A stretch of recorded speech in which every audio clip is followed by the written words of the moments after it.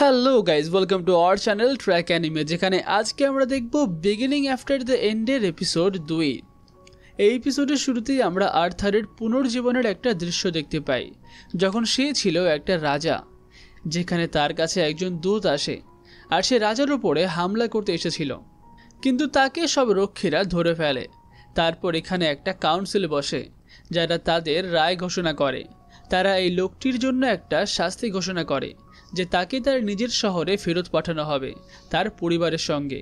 সেই লোকটির একটা স্ত্রী আর একটা সন্তানও আছে।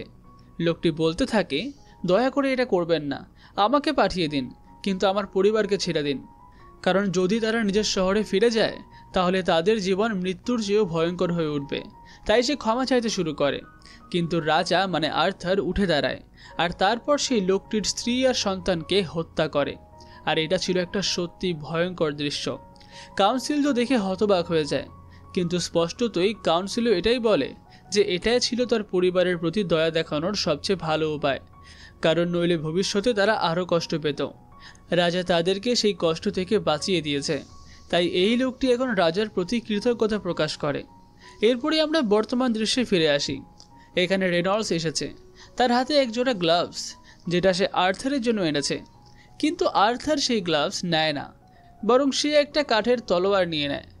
এরপর তারা দুজন এখানে প্র্যাকটিস শুরু করে। দুজনেই তাদের নিজের শক্তি ঢেলে দেয় তাদের অস্ত্রগুলোতে। আর্থার যখন তার শক্তি প্রয়োগ করে, রেনল্ডস একটু হতবাক হয়ে যায়। আর্থার এগিয়ে যায় আর রেনল্ডসের কাঠের তলোয়ারটি ভেঙে ফেলে। এটা সাধারণ কাঠের তলোয়ার হলেও তারা এর মধ্যে শক্তি ঢেলে দেয়। তারা শুধুমাত্র প্র্যাকটিস করছিল, কিন্তু এরই মধ্যে আর্থারের শক্তি প্রমাণিত হয়ে যায়। রেনল্ডস এখন এলিসকে বলে, আমাদের তার জন্য একটা শিক্ষক খুঁজে বের করতে হবে, একজন পেশাদার যিনি আর্থারকে ঠিকমতো শেখাতে পারবেন। তো বন্ধুরা, এখন থেকে গেম খেলে কেবল মজাই নয়, পেয়ে যান বিশাল আয়ের সুযোগ। মোস্ট প্লে দিচ্ছে দারুণ অফার এবং অফুরন্ত সম্ভাবনা। মোস্ট প্লে বাংলাদেশ ও ভারতের সবচেয়ে মজার এবং বিশ্বস্ত গেমিং প্ল্যাটফর্ম। রেজিস্ট্রেশন করলেই পান 500 টাকা পর্যন্ত ফ্রি বোনাস, বন্ধুদের রেফার করলে আনলিমিটেড 1200 টাকা বোনাস, আর জন্মদিনে স্পেশাল গিফট 2000 টাকা পর্যন্ত। আর এই আইপিএলের ধামাকা অফার 200% স্পোর্ট রিলোড বোনাস 7000 টাকা পর্যন্ত। মোস্ট প্লেতে খেলুন আর জিতে নিন Yamaha R15M, Royal Enfield Classic 350, Acer Nitro V15, Redmi Note 13 Pro 5G, JBL party box সহ আকর্ষণীয় পুরস্কার। এছাড়াও 650% স্লট বুস্ট প্রতিদিন 13,000 টাকা পর্যন্ত।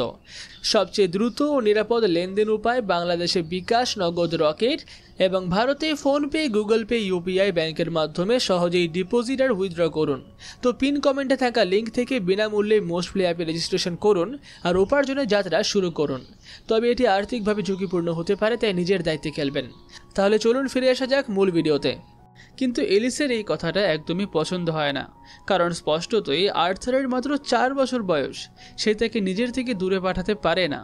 তাছাড়া রেনল্ডস নিজেই বলেছিল যে সে আর্থারকে শেখাবে, কিন্তু এখন স্পষ্টতই আর্থারের প্রতিভা এতটাই অসাধারণ যে এই ছোট বয়সেই তার একজন পেশাদার শিক্ষকের প্রয়োজন। এখানে তারা দুজনে তর্ক শুরু করে দেয়, আর্থারকে পাঠানো উচিত নাকি উচিত নয়। এসির একদমের বিরুদ্ধে যে আর্থারকে এত ছোট বয়সে কোথাও পাঠানো হবে না, কিন্তু রেনল্ডস বলে, আমি কিন্তু ওর ভবিষ্যতের কথা ভেবে বলছি। তখন এলিস বলে, তুমি এমনভাবে বলছো যেন বর্তমানটা কোনো ব্যাপারই না, যেন তোমার ছোট ছেলের সঙ্গে তুমি থাকতেই চাও না। এভাবেই তারা এই বিষয়ে তর্ক করতে থাকে। তখনই আর্থার একটা সমাধান বের করে। সে বলে, তাহলে আমি একটা তৃতীয় বিকল্প দিচ্ছি, কেননা তোমরা দুজনেও আমার সঙ্গেই চলো। তারা দুজনেই বলে, বাহ, আমাদের ছিল তো সত্যি দারুণ, এটা একটা অসাধারণ আইডিয়া। তাই তারা এখন প্রস্তুতি নেয়, কারণ আসলে তারা কোনো স্কুল বা সংগঠনে যাচ্ছে না, তারা আসলে একটা যাত্রায় বের হবে। সেই যাত্রার সময় তারা বিভিন্ন জিনিস শিখবে আর আর্থারকেও শেখাবে। এখানে কিছু লোক আসে যাদের সঙ্গে আর্থার এর আগেও দেখা করেছে। এই গ্রুপের নাম টুইন হর্ন। এলিসা রেনল্ডস আগে এই গ্রুপেরই সদস্য ছিল। এখন এরা সবাই আর্থারের সঙ্গে দেখা করে আর নিজেদের পরিচয় দেয়। তারপর তারা তাদের যাত্রায় বেরিয়ে পড়ে। আর্থার লক্ষ্য করে যে এখানে যাতায়াতের ধরন একদমই আলাদা, ঘোড়ার গাড়ি, এই ধরনের সমস্ত জিনিসপত্র। কিন্তু তার আগের পৃথিবী অনেক উন্নত ছিল, উড়ন্ত প্লেন, মহাকাশযান। কিন্তু তার থেকেও এই পৃথিবী তার বেশি মজাদার বলে মনে হচ্ছে। যখন তারা একটু বিরতি নেয়, তারা কিছু খায় পান করে, তখনই কিছু নেকড়ে সেখানে চলে আসে আর তাদের উপর হামলার জন্য তৈরি হয়। আর্থার বলে, এই পৃথিবীর এটাই সমস্যা, এখানে কোনো জায়গায় নিরাপদ নয়, সব জায়গাতেই বিপদ। এখানে জেসমিন, অ্যাডাম, হেলেন এরা সবাই হলো অগমেন্টারি, তাই তারা লড়াই শুরু করে।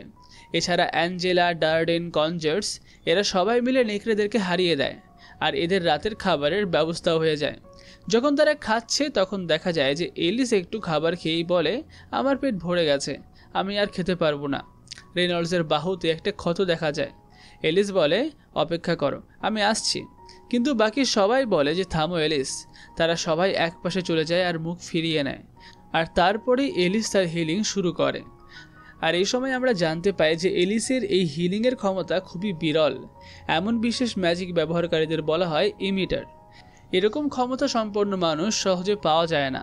এদের ক্ষমতা অসাধারণ, তাই এদেরকে লুকিয়ে থাকতে হয়, কারণ যে কোনো গ্রুপে এদের উপর হামলা প্রথমে হয়। আর এই কারণেই রেনল্ডস এলিসকে নিয়ে অনেক দূরে গিয়ে বসতি স্থাপন করেছিল। যাই হোক, এখন এখানে একটা ছোট্ট ম্যাচের আয়োজন করে। একটা লোক যে কিনা এখন আর্থারের সাথে লড়াই করবে, সে তার সব কিছু দিয়ে লড়তে চলেছে। আর্থার মনে মনেই ভাবে, ওরা কি ভুলে গেছে যে আমি শুধুমাত্র 4 বছরের একটা বাচ্চা? কিন্তু তবুও সে লড়াইয়ের জন্য প্রস্তুত হয়। সে তার কাঠের তলোয়ারের মধ্যে শক্তি সঞ্চার করে আর তার পায়েও শক্তি জমায়। এরপর সে এখানে দুর্দান্ত আক্রমণ করে, ফলে ওই লোকটা গম্ভীর হয়ে যায়। সেই কারণে সেও এখন আর্থারের উপর তার পুরো শক্তি দিয়ে অ্যাটাক করে আর আর্থার দূরে ছিটকে পড়ে। এলিস এ সময় ভয়ে চিৎকার করে ওঠে, কিন্তু এখানে একটা ম্যাজিক ব্যবহারকারী ছিল যে আর্থারকেই তার ম্যাজিক দিয়ে বাঁচিয়ে ফেলে। তখন সবাই মিলে ওই লোকটাকে বকতে শুরু করে যে তুই কি পাগল নাকি? তুই ভুলে গেছিস যে ও একটা বাচ্চা? লোকটা বলে, ভাই বাচ্চা টাচ্চা কিছু না, ও একটা বিস্ট। কী ধরনের প্রশিক্ষণ দিয়েছিস ওকে?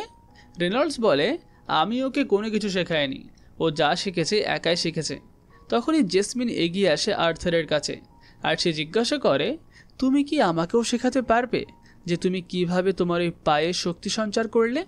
আর্থার তার মুখের ভাব দেখেই বুঝে যায় যে জেসমিন সেই মানুষগুলোর মধ্যেই একজন যারা সহজে হার মানে না, যতক্ষণ না তাদের লক্ষ্য পূরণ হয়, যতক্ষণ না তারা যা চাইছে সেটা তারা পুরোপুরি পেয়ে যায়। যাই হোক, পরের দিন এরা আবার তাদের যাত্রায় বেরিয়ে পড়ে। আমরা বিভিন্ন দিনের দৃশ্য দেখতে পাই যেখানে আর্থারের শক্তি প্রশিক্ষণ করা হয়। সে এখানে তীরন্দাজিও চেষ্টা করে। জেসমিনের সঙ্গেও সে আবার প্র্যাকটিস শুরু করে আর রাতেও জেসমিন তার সাথেই থাকে। পরের দিন তার জন্মদিনে জেসমিন তাকে একটা ছুরি জাতীয় জিনিস উপহার দেয়। সবাই একটু অবাক হয়, কারণ জেসমিন সাধারণত মানুষের সঙ্গে এতটা মেশে না। কিন্তু এলিস বলে, স্পষ্টতই আর্থার তো খুবই কিউট, তাই না? তাই সে এটা করছে। যাই হোক, এখন ওদের আবার এখান থেকে চলে যাওয়ার সময় হয়ে গেছে। ঠিক যখন এরা চলে যেতে শুরু করে তখনই এসিলের একটু অদ্ভুত লাগে, তার বমি বমি ভাব হয়। আর্থার বুঝতে পারে না যে তার মায়ের কি হয়েছে। অবশেষে যখন এরা তাদের পথে বেরিয়ে পড়ে তখনই তাদের গাড়ি থেমে যায় আর সামনে এসে হাজির হয় একদল লুটেরা গুন্ডা। এরা সবাই এদের সঙ্গে লড়তে তৈরি হয়। আর্থার বুঝে যায় যে এই ধরনের খচ্চর মানুষ প্রতিটি পৃথিবীতেই থাকে। এদের একজন নেতাও আছে যে আক্রমণের নির্দেশ দিচ্ছে। স্পষ্টতই এদের দলের সবাই খুবই শক্তিশালী আর দুর্দান্ত, কিন্তু সমস্যা হলো এই লুটেরাদের সংখ্যা অনেক বেশি। এখানে রেনল্ডসের তো হাল বেহাল হয়ে যায়। তখন আর্থারও লড়তে এগিয়ে আসে, কিন্তু রেনল্ডস তাকে থামিয়ে বলে, তোর মাকে নিয়ে চলে যা। আর্থার বলে, আমার মধ্যে শক্তি আছে, আমিও তো লড়তে পারবো। রেনল্ডস বলে, তাহলে এই শক্তিটা তোর মাকে বাঁচাতে ব্যবহার কর, কারণ তোর মায়ের পেটে আরও একটা বাচ্চা আছে আর তুই বড় ভাই হতে চলেছিস। এটা শুনে আর্থার হতবাক হয়ে যায়। রেনল্ডস বলে, ঠিক আছে, তাহলে তোর মাকে বাঁচা। আর্থারও এই সময় খুশি হয় আর সে তার মাকে নিয়ে পালাতে শুরু করে। এদিকে রেনল্ডস সেই নেতার উপরে হামলা করে। আরও কিছু লোক এগিয়ে আসে, কিন্তু বাকিরা আর্থারকে ঢেকে দেয়। আর্থার তার মাকে নিয়ে পালাচ্ছিল। তখন তার একটা জিনিস মনে পড়ে যে তার আগের পৃথিবীতে সে সেই লোকটির পরিবারকে মেরেছিল আর এখন সে নিজেই পালাচ্ছে তার পরিবারকে বাঁচানোর জন্য। এটাই হলো কর্মফল। ঠিক তখনই একটা ম্যাজিক ব্যবহারকারী এসে তাদের উপরে হামলা করে। আর্থার তার মাকে ধাক্কা দিয়ে বাঁচায়, কিন্তু সেই আক্রমণ তার উপর পড়ে আর সে খাদে পড়তে শুরু করে। তার কাছে একটা ছুরি থাকে যেটার মধ্যে সুতো বাঁধা থাকে, আর সেইটাই সেই ছুরি মারে সেই ম্যাজিক ব্যবহারকারীর দিকে আর বলে, আমি তোকে ছাড়বো না, আমাকে যদি মরতে হয় তাহলে তোকে নিয়েই মরবো। আর এই মুহূর্তে আর্থারের খুবই ভালো লাগে এটা একটা অদ্ভুত অনুভূতি। আমার হাতে কিছুই নেই, কিন্তু আমার হৃদয় এখন পূর্ণ। তখনই সে বুঝতে পারে যে আগের দুনিয়াতে সেই লোকটা কেন তাকে কৃতজ্ঞতা জানিয়েছিল যখন সে তার পরিবারকে মেরে ফেলেছিল, আর রেনল্ডস আর এলিসিবা কেন তার জন্য কাঁদছিল। কারণ পরিবারকে বাঁচাতে গিয়ে যদি আমাদের প্রাণও চলে যায় তবুও আমাদের কোনো আক্ষেপ থাকে না। কিন্তু এখন সে বড় ভাই হতে চলেছে। সে সত্যিই চায় সে একটা বড় ভাই হোক, কিন্তু এটা কি আদৌ সম্ভব হবে? কারণ আমাদের বড় ভাইটা এখন খাদে পড়ে যাচ্ছে। আমরা জানতে পারবো পরবর্তী পর্বটা, যেটা দেখার জন্য চ্যানেলটাকে সাবস্ক্রাইব করতে একদম ভুলবেন না। আর ভিডিওটি ভালো লেগে থাকলেও ভিডিওটিকে লাইক, কমেন্ট, শেয়ার তো অবশ্যই করবেন। তাহলে দেখা হচ্ছে অন্য কোনো ভিডিওতে।